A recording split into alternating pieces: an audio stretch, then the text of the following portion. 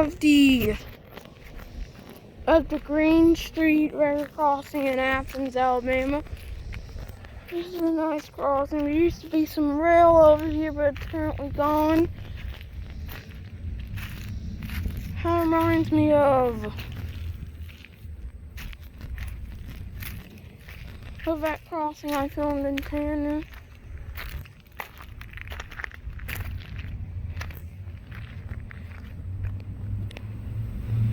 Let's see.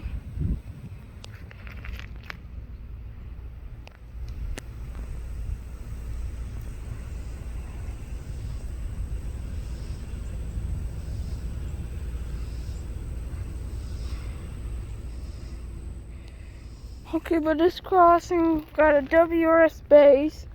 Here's the white Marsh. And then we got a NEG-electronic though. This supports the Safetran Type 2 that's now reused at Moyer's Road, which I already filmed. Here's the other signal. It's still the same. It's perfect weather.